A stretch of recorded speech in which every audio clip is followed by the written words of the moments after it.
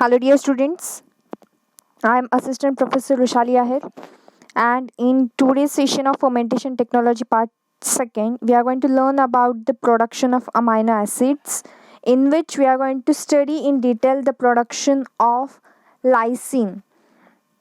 Now, first of all, we'll learn about the basic introduction about lysine.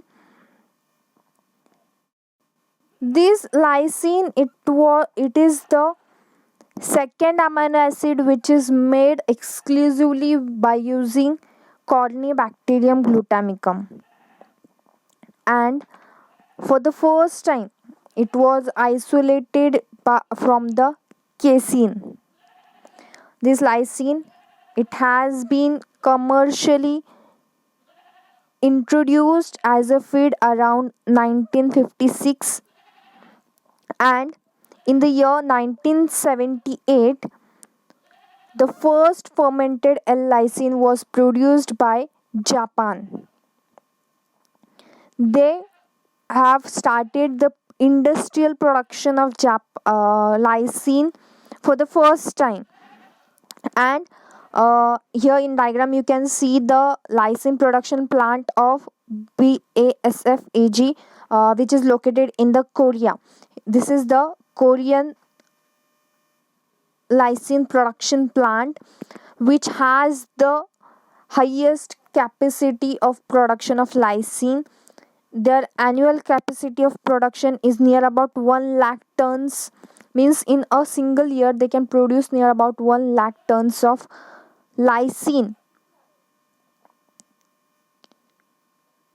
Basically, the large scale produced amino acids are lysine, glutamic acid, methionine, arginine, and phenylalanine. And the lysine is one of the greatest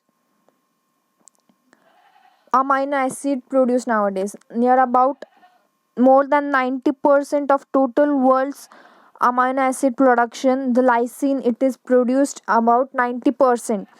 And amongst the total lysine produced, 80% of lysine, it is produced by using fermentation process, and remaining 20% of lysine which is produced, it is produced by the chemical synthesis process. Now, as this lysine, it can be produced by natural way also. So by natural way, lysine can be produced by two pathways. The biosynthesis of lysine can be produced by two types of pathway, which includes DAP pathway, which means diaminopimelic acid pathway, which is generally observed in different types of bacteria, algae, and higher plants. Whereas AAA pathway or alpha amino adipate pathway, which is generally found in fungi and euglenoids. These lysine, it is produced in these kind of organisms. Generally, animals do not have the ability to synthesize lysine in their body. So lysine, it is an essential type of amino acid. Basically, there are two types of amino acid: essential type of amino acid and non-essential type of amino acid. The amino acids which are produced inside the body are known as non-essential amino acids, whereas the amino acid which are not produced inside the body, they are known as essential amino acids. See here, you can see the diagrammatical representation of DAP pathway inside the bacteria, where the last product produced, it is lysine, and this one, it is the example of alpha amino adipate pathway, which is AAA pathway, which is generally seen in the fungi and euglenoids. So when we study about the production of lysine, this process it is divided into basically five groups. The first one is the inbound logistic. The inbound logistic or the eye of the production of lysine, it includes production of or the gathering of raw materials, then microbial culture use and preparation of media. When the first method is completed, then we go for next step, which is U, which means upstream processing. Upstream processing includes proper culture preparation, optimization of media, and media formulation. In the first step, we just collect the raw material. In the second step, we design a proper media and optimization of this media it is carried out. The third step, the actual fermentation process is carried out, in which the media it is properly sterilized and utilized by the desired strain of microorganism, and it is converted into lysine, or in this fermentation process the actual lysine production is carried out. Once our lysine is produced, then we go for the next step, which is downstreaming processing. Now downstreaming process it actually involves the separation, removal and purification of our desired product. Here we carry out separation, extraction and purification of lysine. And once the purification of lysine is done, then we go for outbound logistic, which includes packaging and marketing of lysine. So we will study all this process one by one in detail. First we'll start with the upstream process. So the upstream process for the production of lysine can be produced by two types of fermentation technique. We can use either submerged fermentation technique, or else aerobic fermentation process can be utilized. As here we use Cornybacterium glutamicum, it requires oxygen for their growth, and in the aerobic conditions the production of lysine can be increased. So generally aerobic fermentation technique it is used. If we consider about the mode of operation, it can be carried out by the batch process, means a single production batch is set for lysine, or else feed batch process can also be utilized, in which continuous addition of nutrient is carried out throughout the process.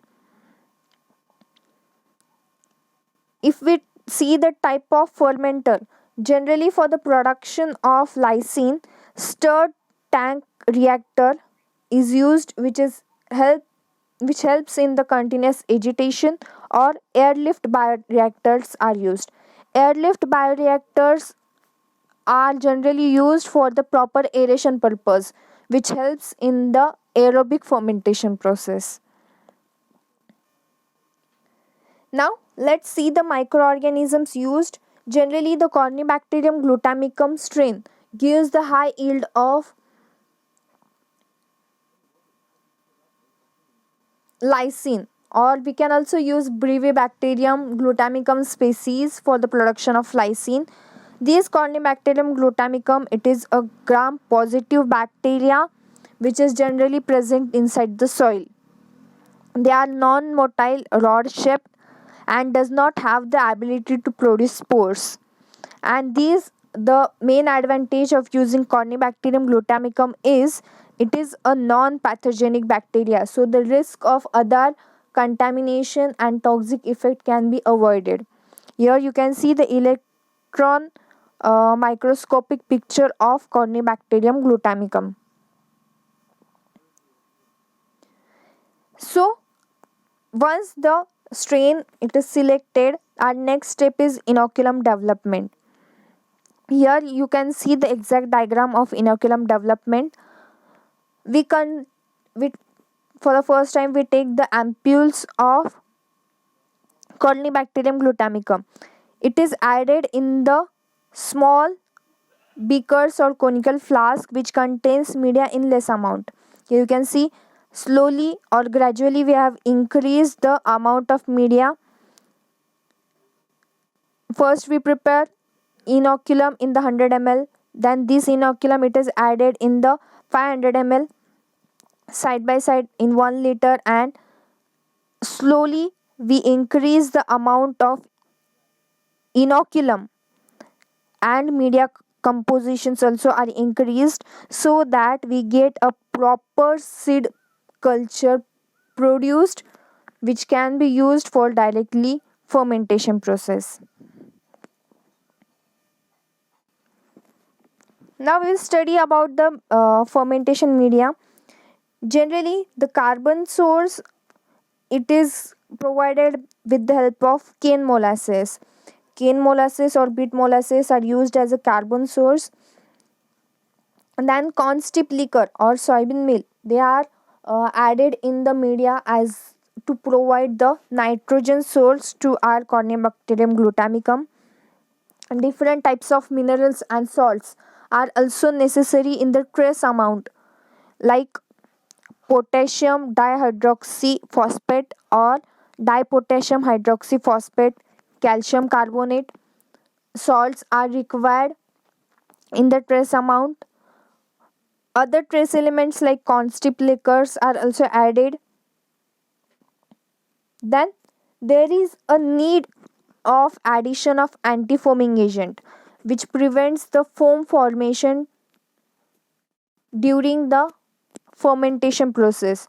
If the foam formation takes place, then it may interrupt or affects the production of lysine and as well as the cell growth. So silicon based oils or PEG 2000, such kind of anti-foaming agents are added inside the media. Then it is very important to set some of the process parameters. Once the media it is properly prepared and sterilized, it is very important to maintain the pH of medium. The pH of medium should be 7.2, and for the fermentation process, the temperature must be adjusted between 35 to 37 degrees Celsius. And for the complete production of lysine, it requires near about 100 hours. During these 100 hours, the proper lysine production is carried out. See, here is the proper media composition. It is given glucose.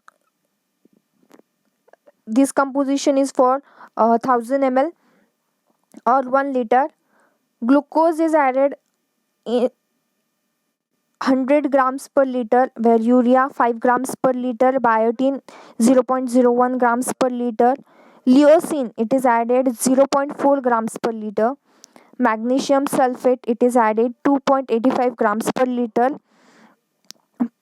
potassium hydro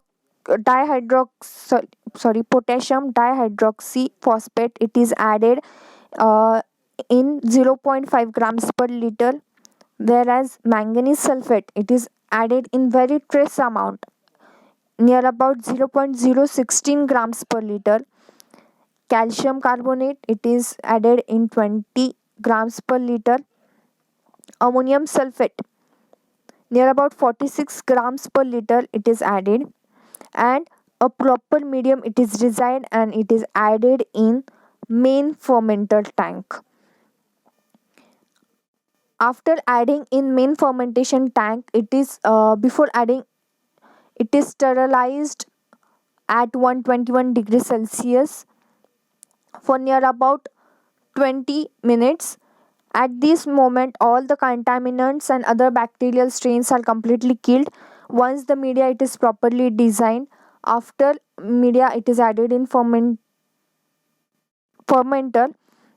the inoculation of the Cornybacterium glutamicum is done. After addition, the pH it is adjusted by adding different kinds of salts.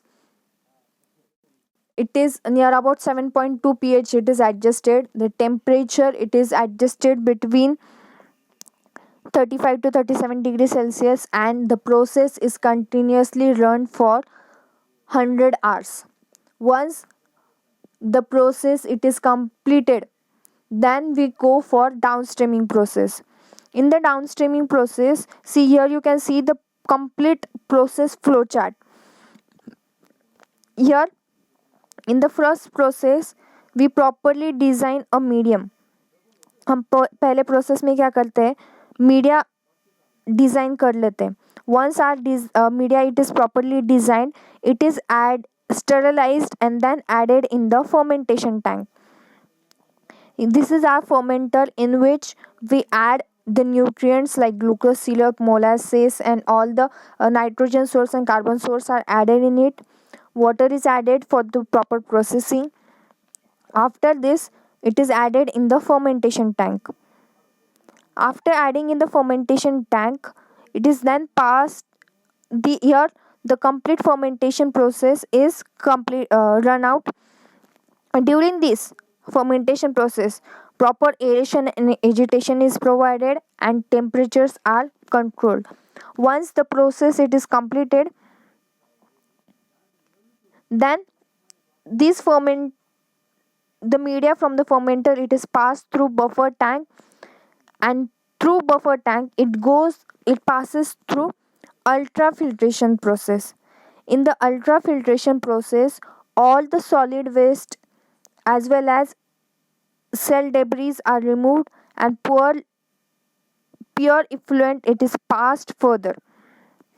Then it undergoes the ion exchange chromatographic technique. During ion exchange unit, here the lysine it is separated out, and after separation of lysine it is dissolved in the water, and proper washing of the lysine it is carried out. It undergoes evaporation process. After evaporation process, a crystallization process is carried out.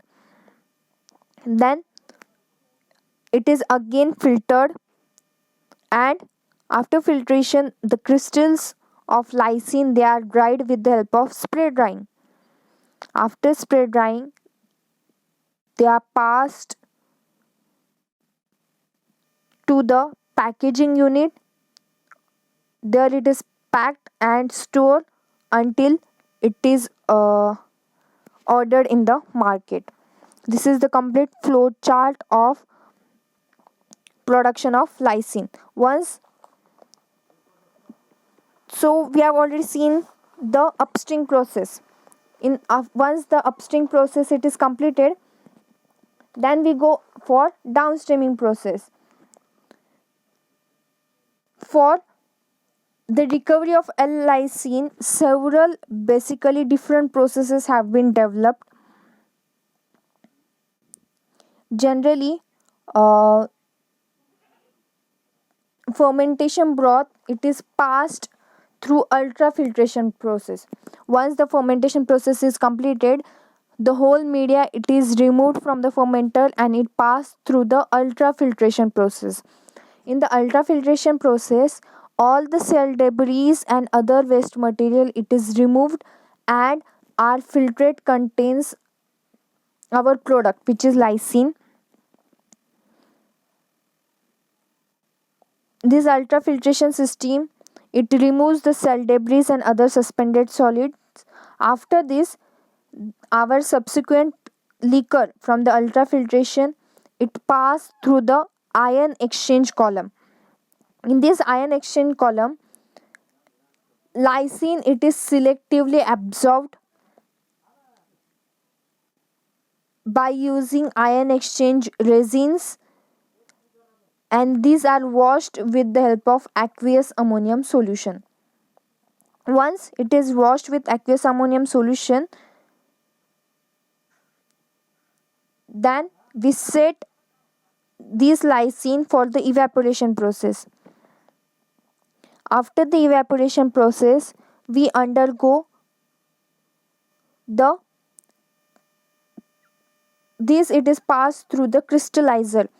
A crystalline preparation which contains 98.5% of L-lysine. It is carried out with the help of hydrochloric acid.